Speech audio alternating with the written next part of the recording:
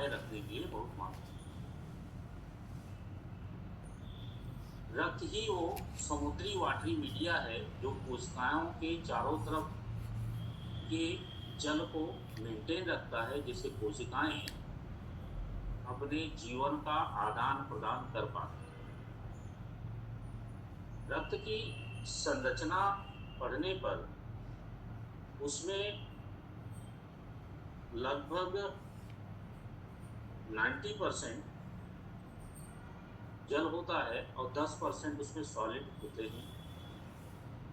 जल को दो भागों डिवाइड करने पर उसमें जो लिक्विड पोर्शन और उसमें घुले हुए पदार्थ हैं वो एक तरफ हो जाएंगे, तरल पदार्थ एक तरफ हो जाएंगे जो लगभग 90% हिस्सा बनाएंगे। 10% पदार्थ एक तरफ हो जाएंगे जो सॉलिड कंटेंट का हिस्सा बनाएंगे। इन सॉलिड कंटेंट में रक्त में उपस्थित लाल रक्त कणिकाएं, रक्त में उपस्थित श्वेत रक्त कणिकाएं, रक्त में उपस्थित प्लेटलेट्स, ये 3 तरह की प्रमुख कोशिकाएं हैं जो रक्त में संलग्न होकर प्रवाहित होती हैं। ये कोशिकाएं, ये सॉलिड कंटेंट है ब्लड का। कोशिकाओं को अलग करने के बाद रक्त का जो बचा हुआ हिस्सा जो होता है वो प्लाज्मा कहलाता है। प्लाज्मा वो मीडिया होता है जिसमें कोशिकाएं सस्पेंडेड होती हैं, ठीक है ना। तो ये एक तरल संयोजी ऊतक है, लिक्विड कनेक्टिव टिश्यू है और इसकी शुरुआत भी ऐसे की गई है। एक कोशिकीय जीव अमीबा समुद्री जल का निवासी है। जीव विकास के विभिन्न चरणों से गुजरते हुए थलचर बहुकोशिकीय मानव बना, जिसमें समुद्र जल परिवर्तित रूप में बंद चैनलों में प्रवाहित हो रहा है। वही बंद चैनल में प्रवाहित हो रहा समुद्री जल ही आज रक्त के रूप में मानव शरीर में विद्यमान है। तो सबसे पहले एक कोशिकीय प्राणी बना, उसने धीरे धीरे अपने जीवन का विकास किया, क्रमिक चरणों से आगे बढ़ते हुए और वर्तमान ह्यूमन बीइंग के तौर पे सर्वोत्कृष्ट संरचना उस ऊपर वाले की विद्यमान है। अगर हम बायोलॉजी के लैब परीक्षण को माने तो एक कोशिका से मानव शरीर बनने में विभिन्न चरण गुजरे हैं। इसके बहुत सारे प्रमाण भी हैं। उन प्रमाणों के आधार पर इवोल्यूशन ऑफ मैन को प्रमाणित किया गया है। तो एक कोशिकीय जीव फिर मल्टीसेलुलर उपादेय अंग बिना ऑर्गेन बने कोशिकाओं का एक साथ जैसे ग्रुप लिविंग हो जाती है। इसे ग्रुप लिविंग के रूप में कोशिकाओं का रहना, जैसे साइटॉन स्पंज, उसमें किडनी लिवर हार्ट नहीं बनता, लेकिन कोशिकाएं अलग अलग तरह से कार्य संपादित करके कॉलोनी बना लेती है और लिवर डिवीजन ऑफ लिवर हो जाता है। आगे चल करके उससे और बढ़ने पर ये जो डिवाइड लिवर कर रही कोशिकाएं अपनी आपको और सुदृढ़ करती हैं और एक टिश्यू में कन्वर्ट कर लेती हैं। एक समान कार्य करने वाली कोशिकाएं टिश्यू बना लेती हैं, तो टिश्यू की संरचना उनके आगे के चरणों दिखाई पड़ती है। और आगे चलने पर जैसे मूंगा की कॉलोनियाँ, और इसके बाद और चलने पर आगे बढ़ने पर वो परिवर्तित टिश्यू रूपी संरचनाएं जो एक साथ कार्य कर रही थी सब एकत्रित होकर के अंग का निर्माण कर लेती हैं और अंततः अंग से तंत्र से शरीर बन जाता है। ये सारी प्रक्रिया पानी में ही पूरी हो गई मछली बनने तक। मछली में सारे अंग बन गए, सारे तंत्र बन गए। मछली धीरे धीरे रेंग रेंग करके किनारे आने लगी। जब भोजन समुद्र में कम हुआ, मछलियाँ बहुत बढ़ गई, तो चरने के लिए वो रेंग रांग करके कीचड़ सहित किनारे आने लगी। और जब बाहर से खतरा दिखे बड़ा कूद के फिर भाग गई। ठीक है, तो पहले रेंग करके आना और रेंग करके चले जाना, इससे बना रेप्टीलिया। जैसे पानी से रेंग करके ऊपर आई और तुमको देखा तो तुमको रफ्ता लिया, तो तुमको रफ्ता लिया तो बन गई रेप्टीलिया। ठीक है ना। तो रफ्ताने के बाद धीरे धीरे देखा रपटने में बहुत ज़्यादा खतरा रहता, पकड़े जाते थे, तो इनके जो साइड में मसल्स एक्टिवेट होकर के हाथ पैर के रूप में उभर गई और इनके अगले और पिछले बाहु बन गए। बहुत ये दोनों पहले समान ताकतवर वाले बने, अगले पिछले बाहु समान ताकत वाले बने। जैसे मगरमच्छ बहुत भारी शरीर, छोटे छोटे पाँव उसको ढोते, लेकिन तब भी वो चल लेता। ठीक है, इसके बाद देखिए कि उससे भी स्पीड उनको नहीं मिल पा रही, तो बचाने के लिए जीवन की जद्दोजहद में पिछले पैर में ज़्यादा मसल बढ़ती गई, उसकी लंबाई बढ़ती गई, पिछले पैर पे जोर दे के कूदने लगे, तो ये बन गए मिस्टर मेढक, जो जंप लगा करके तुरंत कूद जाते थे, रेंग करके भागने बजाय झटके निकल जाते हैं हवा की तरफ से, तो बन गए एम्फीबियंस। ठीक है ना, जो जल में भी उतनी सांसें ले लेते थे और स्थल पे भी उतनी सांसें ले लेते थे। इनको कहा गया एम्फीबियन, जल स्थलचर। और जल स्थलचर के बाद इन्होंने अपने आप को और विकसित किया, और विकसित करने के बाद, नहीं, रेप्टिलिया बाद बना, जल स्थलचर से रेप्टिलिया बना, फिर रेप्टिलिया बना। रेप्टिलिया से इन्होंने अपने आप को मैमेलियन और एवीज दोनों के रूप में, यानी स्तनधारी के रूप में और पक्षी वर्ग दोनों ग्रुप में एक पैरेलल कड़ी में विकसित हुए। अभी तक सब अंडे दे रहे, रेप्टिलिया तक सब अंडे देते हैं।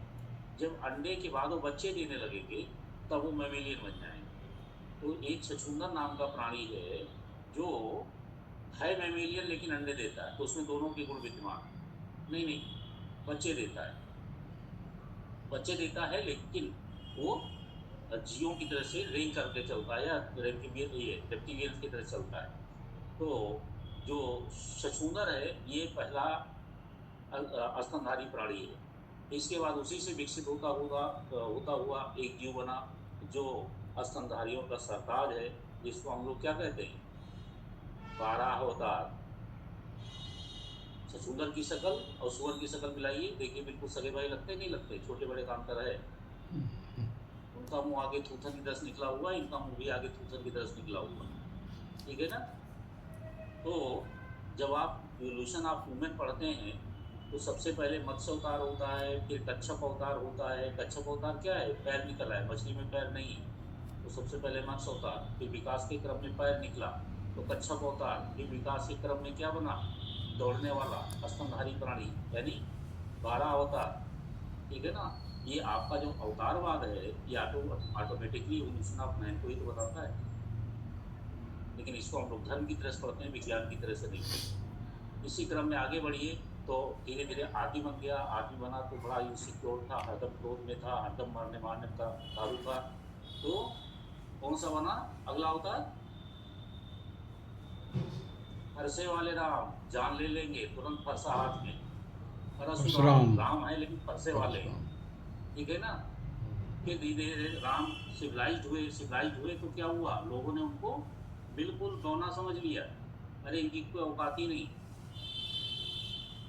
जैसे क्रोध आपने छोड़ा, आपकी कीमत खत्म, आपकी पहचान ही क्रोध की, तो आप बौने बन गए, तो आपकी कोई गिनती नहीं रही।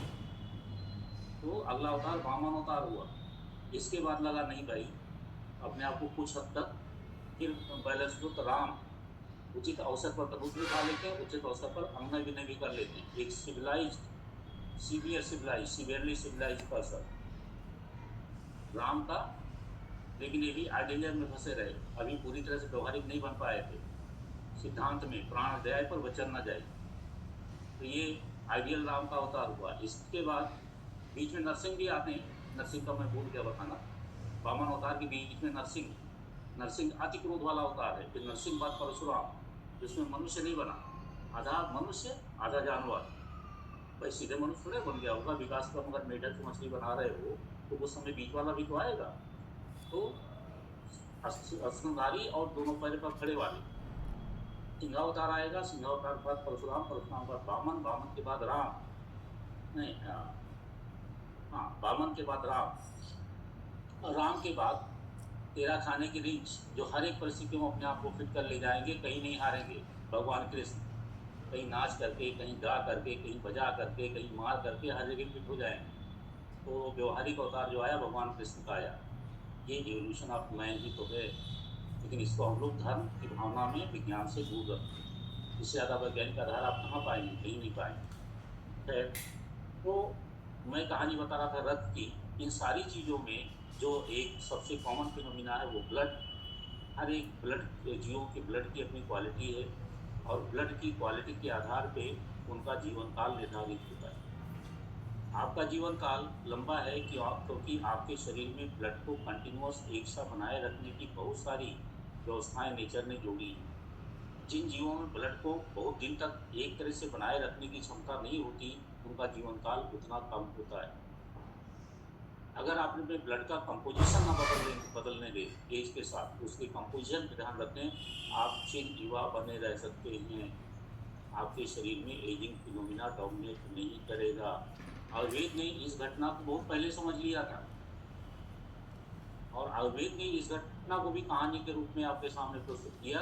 स्वयं ऋषि की तपस्या, और उस तपस्या के बाद उनके जर्जर हुए शरीर, और जर्जर हुए शरीर को पुनः नवजीवन प्रदान करके।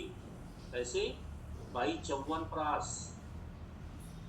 54 मीन्स 54, प्रास माने medicine, a combination of 54 medicine combined together. और एक पेस्ट बना करके उनको चटाइए, वो फिर जवान हो जाएंगे। दैट इज 54 प्रास, नॉट 54 प्रास। 54 माने 54, 54 मेडिसिन घटाते हैं 54 प्रास से, ठीक है ना। ये रेमेडी, ये रेसिपी आपको अश्विनी कुमारों ने दे दी ऋषि के माध्यम से। इससे आपकी ब्लड का कंपोजिशन पूरी जिंदगी एक सा बना रहेगा, और आपके शरीर पे जरा का प्रभाव कम होता जाएगा, बुढ़ापे का प्रभाव कम होता जाएगा। तो भारतीय ऋषि मुनियों ने तो इतनी चीज़ें आपको दे दी, हम उतना संभाल लें बहुत बड़ी बात है। उतने की कंपोजिशन को नहीं जान पा रहे हैं, उनको किस मात्रा मिलाना है, कब मिलाना है, कब खाना है, नहीं जान पा रहे हैं। भारतीय ज्ञान परंपरा में एक ही मेडिसिन का उपयोग, आप आश्चर्य करेंगे, या शायद एग्जाम्पल पहले सुना होगा, लेड ऑक्साइड, PbO। इसी को, लेड को जब जलाते हैं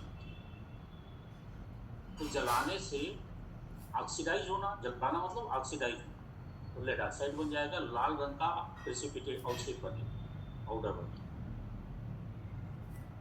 ये बन गया लेड ऑक्साइड। इसको बोलते हैं मल्ल सिंधु। इसको पुनः जलाते हैं, अब ये सफेद रंग की राख बन जाती है, और सफेद रंग की राख को केले के पत्ते पर गीला पानी में गीला करके लेप देते हैं, और उसको धूप में सुखा लेते हैं। केले के पत्ते पर लेपने के बाद जब सूखेगी तो पपड़ी जैसी बन जाएगी ना, तो उसको केले के पत्ते झाड़ लेते हैं।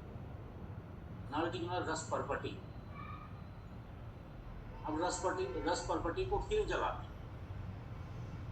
इसमें बिल्कुल श्वेत कण बन जाते, बिल्कुल सफेद, ये बन जाती श्वेत परपटी, ठीक है। अब गुड़ देखिए, मल्ल सिंदूर हकलाहट दूर करता है, हकलाहट दूर करने की दवाई है। केमिकल कंपोजिशन है लेड ऑक्साइड।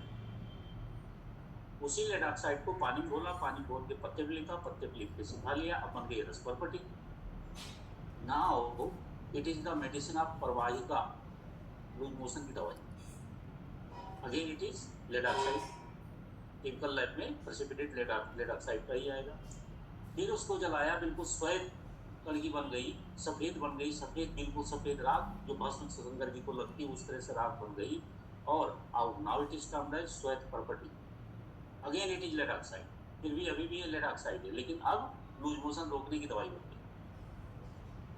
वही दवा, वही केमिकल कंपोजिशन केवल हीट के एप्लीकेशन के अनुसार अपने स्वभाव में परिवर्तन लाती है। एक जगह हकलाहट दूर करती है, एक जगह लूज मोशन क्रिएट करती है, एक जगह लूज मोशन रोकने की दवा बन जाती है। Chemically these all medicine are lead oxide. ये क्या बताता है? ये मेटलर्जी की उस फिनोमिना को भारतीय ऋषि मुनियों ने आपके सामने ला के रख दिया था, जिसको आज तक दुनिया नहीं समझ पाई है। आज तक तो लोहा गला करके तलवार बनाना ही समझ पाई है, लोहे को परगर गला करके रक्त मंडू, पुनर्नवा मंडू, इस तरह की जो आयुर्वेद में इस्तेमाल होने वाली दवाएं हैं, रक्त के साथ पुनर्नवा को जला करके जो राख प्राप्त होगी ब्लड के लोहे के साथ, it is known as Punarnava Mandur, it is the medicine of anaemia. तो उसका नाम है पुनर्नवा मंडू। तो हैवी मेटल्स को बतौर मेडिसिन हीट एप्लीकेशन से उनको कन्वर्ट करके आपकी बॉडी के लिए एडिबल और एडाप्टेबल बना देना, मेटलर्जी का ये मेडिसिनल फिनोमिना पूरे वर्ल्ड को आज की डेट में भी नहीं मालूम। एलोपैथिक फिजिशियन आपको कहते हुए मिल जाएंगे, हैवी मेटल्स इनटेक करोगे किडनी फेल हो जाएगी। तो इसीलिए आयुर्वेद को सबसे बड़ा धोखा दे रहे हैं। आयुर्वेद में जो इंस्टेंट क्विक रिजल्ट देने वाली दवाएं हैं उनको रस कहा जाता है। रस रसायन एक भाग है पूरा आयुर्वेद का, रस मेडिसिन इतनी लीस्ट क्वांटिटी में ली जाती है, और चमत्कार कैसे करती है मैं बताता हूँ, जब पिलाऊँ। इंजेक्टेबल मेडिसिन आपके इंट्रावेनस इंजेक्ट की जाती हैं, वो वेन के माध्यम से किडनी पहुंचता है, किडनी से प्रोसेस होकर के लिवर पहुंचता है, लिवर में रेक्टिफाई होकर के हार्ट को पहुंचता है, हार्ट से फिर पंप होता है, तब वो मेडिसिन इक्वली डिस्ट्रीब्यूट होती है पूरी बॉडी में। तो इस फिनोमिना 40 मिनट लग जाते हैं। इस 40 मिनट बाद धीरे धीरे वो दवा अपना रिजल्ट देना शुरू करती है। लेकिन जो रस रसायन आयुर्वेद का है, शीशे की सुरमे सुरमे वाली सुरमेदानी वाली सीख याद है ना, सुरमे वाली सीख जैसी सीख शीशे में डाली जाती है, जितनी दवा उस सीख में चिपक गई उसको जवान पे छुआ दी जाती है बस, और जवान के स्पर्श मात्र से वैद्य सुसेन की जड़ी मुंह में पड़ते ही रामचंद्र लक्ष्मण जी जो 3.5 दिन से मूर्छन पड़े थे उठ के बैठे, without any second, losing any second. तो ये प्रभाव है भारतीय मेडिसिनल फिनोमिना का। लेकिन दुर्भाग्य की बात है, इतनी पोटेंट मेडिसिन रहने के बावजूद हमारे भारतीय आयुर्वेदाचार्य अपनी विधा को छोड़ करके एलोपैथिक प्रैक्टिस करने में ज़्यादा विश्वास करते हैं। अगर आयुर्वेद कम्युनिटी अपने आप को सुदृढ़ कर ले और कसम खा ले मुझे आयुर्वेदिक प्रैक्टिस ही करनी है, विद इन 10 ईयर आप पूरी दुनिया को लीड करेंगे। विद इन 10 ईयर वो कसम खा लें, पूरी ताकत से लग जाए कि अपनी लुप्त हुई विद्याओं को पुनर्जागृत करना है और उससे हमें मेडिसिन करना। 10 साल में अपने वर्ल्ड के सरताज बन जाएंगे और दुनिया में जितनी तरह की महामारियाँ भयावह बीमारियाँ चल रही खत्म हो जाएंगी। लेकिन दुर्भाग्य है कि अपने बाप को बाप कहने में हम डरते हैं और एलोपैथिक आयुर्वेदिक 5 साल का कोर्स करने के बाद भी एलोपैथिक प्रैक्टिस करते हैं। तो चलिए दर्शन से बाहर निकलिए, हकीकत में आते हैं तो ब्लड के बारे में पढ़ते हैं। तो रक्त एक विशेष तरल संयोजी ऊतक है, स्पेशलाइज लिक्विड कनेक्टिव टिश्यू है, जिसके मैट्रिक्स में जीवित कणिकाएं यानी रक्त कणिकाएं, मैट्रिक्स माने जिसके होल में अर्थात होल मीडिया में निलंबित रहती, सस्पेंडेड रहती है। रक्त अनेक तत्वों जल एवं जीवित कणिकाओं से मिलकर बना है। इसके तत्व एवं जल हाथों से मिलते हैं, यानी इसके जो खुले हुए पदार्थ हो और रक्त की जो आपूर्ति होती है हाथों से होती है। तथा जीवित कणिकाएं बोन मैरो और लिम्फेटिक टिश्यू से आकर रक्त वाहिनियों में ही रक्त का निर्माण करती है। तो ब्लड और घुले हुए कंटेंट हाथों से मिले और जो कणिकाओं वाला पोर्शन है रक्त का वो बोन मैरो और लिम्फाइड टिश्यू से मिले, और ये सब आके रक्त वाहिनियों में मिलकर के रक्त का शुद्धिकरण कर लेते हैं। यूँ तो इनके निर्माण में अंग प्रत्यंग की सहभागिता है, परंतु यकृत और स्प्लीन, लीवर एंड स्प्लीन का विशेष सहयोग है। हृदय इसे प्रवाह बल प्रदान करता है, तो किडनी इसकी सफाई करती है और फेफड़े इसे ऑक्सीजन युक्त बनाए रखते हैं। ये कथन कि बच्चों में उसकी माँ का रक्त प्रवाहित हो रहा है सर्वथा मिथ्या है। बच्चों में उसकी माँ का रक्त प्रवाहित हो रहा है, ये सर्वथा मिथ्या है। रक्त बनने की प्रक्रिया भ्रूणावस्था के 4 से 9 सप्ताह में प्रारंभ होती है। उस बेबी का अपना रक्त बनने की प्रक्रिया 4 से 9 सप्ताह में चालू हो जाती है। जब तक बोन मैरो का विकास नहीं हो जाता तब तक रक्त कणिकाओं का जन्म यकृत यानी लिवर, स्प्लीन और लिम्फ नोड और आंत की दीवारें करती हैं। ये ब्लड सेल्स को बनाती हैं जब तक कि बोन मैरो नहीं हो जाता, ठीक है ना। तो हर एक बच्चे का अपना ब्लड होता है।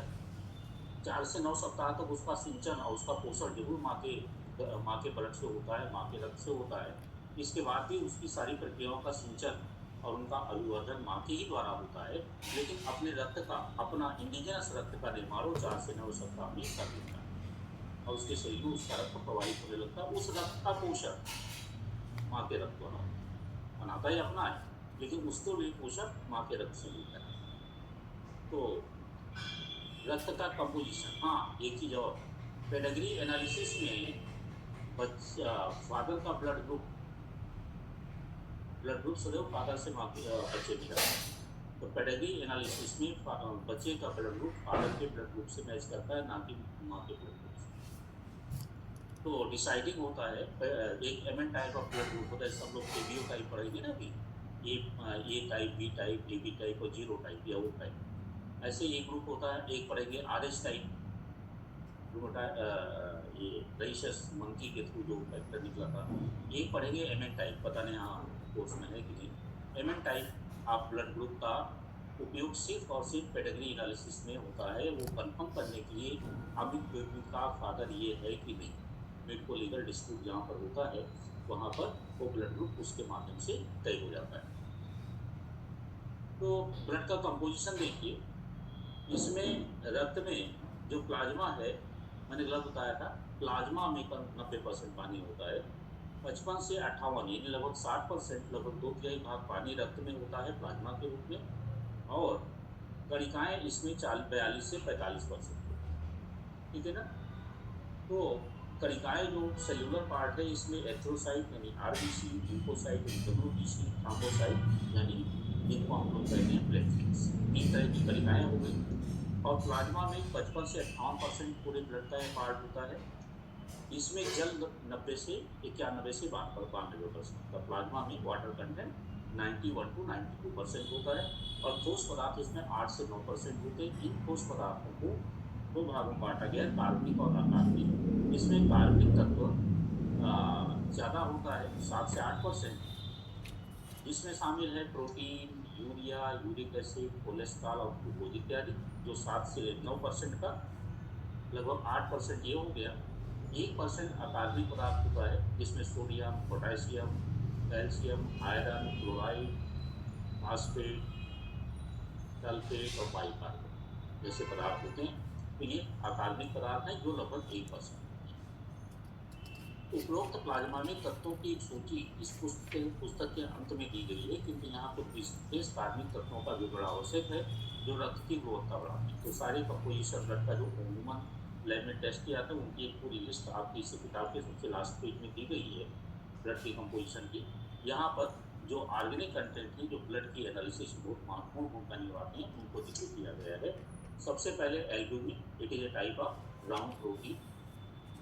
प्रोटीन है 100%, लेकिन शक्ल इसकी गोल होती है, बच्चे जैसी। बहुत बड़ा हो गया। कार्बनिक तत्वों में इसकी सहभागिता 50 से 65%। टोटल कार्बनिक एलिमेंट जितने हैं उनमें 100% अगर कार्बनिक तत्व मान लीजिए तो आपका 8 से 9% होता है, उस 8 से 9% का लगभग 60% या 65% एल्यूमिनियम। तो अकार्बनिक तत्वों में इसकी सहभागिता 50 से 65% है। ये प्लाज्मा प्रोटीन यकृत द्वारा सिंथेसाइज किया जाता है, यकृत द्वारा बनाया जाता है। प्लाज्मा में इसकी सांद्रता 6 से 8 ग्राम % होती है। प्लाज्मा में 100 ग्राम प्लाज्मा में ये 6 से 8 ग्राम तक प्लाज्मा में 6 से 8 ग्राम तक खुली हुई होती है। ये रक्त को विस्कोसिटी प्रदान करती है, गाढ़ापन। ऑस्मोटिक प्रेशर में इसकी सहभागिता है, ब्लड के ऑस्मोटिक प्रेशर को बनाए रखने में इसकी भूमिका है, और कई अन्य तत्वों को अपने साथ बांधकर निर्दिष्ट अंगों तक पहुंचाने का काम भी करती है। कई सारे तत्वों को बांध करके और उनको उनकी जगह पर लेके जाती है। तो ऑस्मोटिक प्रेशर बनाए रखने से क्या होता है, सेल की शेप मेंटेन रहती है, बॉडी की शेप मेंटेन रहती है। जब लीवर अपना काम करना बंद कर देता है तो एल्ब्यूमिन बननी बंद हो जाती है। लीवर सिरोसिस, एल्ब्यूमिन बननी बंद हो जाती है, तो बॉडी में पानी भरने लगता है, ऑस्मोटिक प्रेशर गिर जाता है और पानी भरने लगता है, और शरीर में जगह जगह स्रोत आ जाती है। साइटिस, पेट में पानी भर जाएगा, हाथ पैर में पानी भर जाएगा, due to lack of albumin protein. तब एल्ब्यूमिन आपको इंट्रावीनस लेनी पड़ती है, इससे अपनी बॉडी के इंटरनल एटमॉस्फेयर को बचाए रखना है, या एल्ब्यूमिन के इंजेक्शन लगवाने पड़ते हैं। या किडनी विरोध में लीवर प्रॉब्लम कर रहा है, किडनी रोक नहीं रही, छान दे रही है, तो भी एल्ब्यूमिन सप्लीमेंट्री लेनी पड़ेगी। ठीक है ना। दूसरा है ग्लोब्यूलिन। ये भी एक राउंड प्रोटीन ही है, ये भी जल में घुलनशील है और रक्त में घुली हुई होती है, गोलाकार है। प्लाज्मा प्रोटीन में इसकी सहभागिता 20 से 34% है। टोटल प्लाज्मा में जितनी प्रोटीन है, उन टोटल प्लाज्मा प्रोटीन में ये 29 से 34% भाग बनाती है।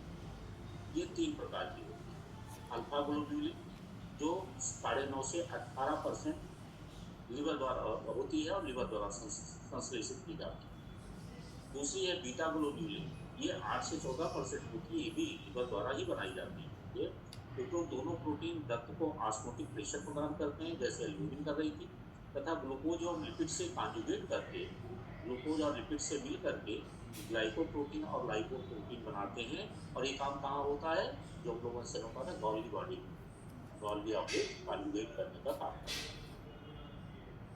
फिर तीसरी है गामा ग्लोबुलिन, ये बड़ा चमत्कारी काम करती है गामा को, लेकिन लीवर नहीं बनाता है। ये 12 से 22% होती है, विशेष रूप से लिपोसाइट एवं प्लाज्मा सेल द्वारा संश्लेषित की जाता है। इनका निर्माण लिपोसाइट यानी व्हाइट ब्लड सेल्स और प्लाज्मा सेल द्वारा इनको निर्मित किया जाता है। इनकी सहभागिता 12 से 22% आदि टोटल ब्लड को, और ये वो मिसाइल बनाने का काम करती जो आपके जीवन की लड़ाई लड़ती, यानी एंटीबॉडी बनाने का काम करती। इनका इसका उपयोग आवश्यकता अनुसार एंटीबॉडी बनाने में। ये कई भांति की होती है जिन्हें इम्यूनोग्लोब्यूलिन्स बोलते हैं। कई प्रकार की होती है जिनको इम्यूनोग्लोब्यूलिन्स बोलते हैं। आप जब टेस्ट देखते होंगे उसमें IgM, IgL लिखा होता है। These are immunoglobulin. ML या जो भी नाम उनके दिए जाते हैं उस हिसाब से उनके नाम करना होता है, और ये सब स्पेसिफिक एंटीबॉडी बनाने के काम आते हैं। तीसरा प्रोटीन जो ब्लड में घुला हुआ है वो रेशेदार प्रोटीन है। ये दोनों गोल प्रोटीन थे, अब रेशेदार प्रोटीन, ये कहलाता है प्लाज्मा प्रोटीन का रेशेदार भाग फाइब्रिनोजेन। ये 6.5 से 8% होता है समस्त प्रोटीन में। सबसे अधिक अणुभार वाला यानी 3,40,000 अणुभार वाला प्रोटीन। इसका संश्लेषण यकृत होता है, इसको भी लीवर ही बनाता है। ये कॉन्जुगेशन प्रक्रिया में फाइब्रिन में कन्वर्ट हो जाता है। कॉन्जुगेशन प्रक्रिया में ये फाइब्रिनोजेन यानी प्रीकर्सर ऑफ द फाइब्रिन रेशे का पूर्व रूप जो है फाइब्रिनोजेन है, जो रक्त में उपस्थित रहता है। आवश्यकता पड़ने पर ये एक्टिव होकर के फाइब्रिन रेशेदार पदार्थ में बदल जाता है। फाइब्रिन माने रेशा। ये कॉन्जुगेशन की प्रक्रिया में फाइब्रिन में परिवर्तित होकर रक्त को चोट लगे स्थान से बहने से रोकता है। जहाँ पर ब्लीडिंग होने लगती है उस एरिया की सीलिंग और रिपेयरिंग के लिए रेशेदार बंद करके उस ब्लीडिंग को रोकता है, लगे स्थान से बहने से रोकता है। और इसी के द्वारा रक्त में क्लॉट फॉर्मेशन भी होता है। क्लॉट फॉर्मेशन का रोल भी रक्त को बहने से रोकना है। लेकिन कभी कभी ये रक्त बहने से रोकने, रक्त के मार्ग में आके रक्त बहने को अवरुद्ध कर देता है, कभी ब्रेन हेमरेज जैसे रोगों का कारण भी बनता है। ठीक है ना। इसके अलावा रक्त को ऑस्मोटिक प्रेशर प्रदान करने में भी सहायक है। जब तक ये फाइब्रिनोजेन रूप में है तब तक फाइब्रिन के रूप में आकर के फिर इसका रूप बदल जाता है। प्लाज्मा में फाइब्रिनोजेन के निकल जाने के पश्चात शेष तरल को सीरम कहते हैं। अब ध्यान दीजिए, प्लाज्मा से ये अंडरलाइन कर लीजिए, व्हाट इज सीरम, कहते हैं सीरम चढ़ा दिया। तो सीरम क्या है? रक्त से सारी कणिकाएं निकाल दी, जो बचाव प्लाज्मा हुआ। इस प्लाज्मा में से रेशेदार प्रोटीन निकाल दिया, फाइब्रिनोजेन को निकाल दिया। अब जो बचा था ये रखा है, ये अंडरलाइन कर, ठीक है ना। और आज यहीं तक ब्लड सेल्स के बारे में हम लोग अगली क्लास में मोस्ट प्रोबेबली परसों पढ़ेंगे। तो आज जितनी कहानियाँ सुनी मजा आया होगा सुन करके, और अगर चीज़ें याद भी हो जाए तो ज़्यादा अच्छा है। ठीक है जी सर। मजा भी आना चाहिए, अपने आप पे गर्व भी होना चाहिए। आप उस संस्कृति को लेके चल रहे हैं जिसमें वो चीज़ें जो अभी तक नहीं हो पाए वो पहले हो चुकी हैं। इसको जानिए, लाइब्रेरी अगर जाने का मौका मिले तो किताबें ढूंढिए, इसको तो और पढ़िए, इसको और स्ट्रॉन्ग कीजिए।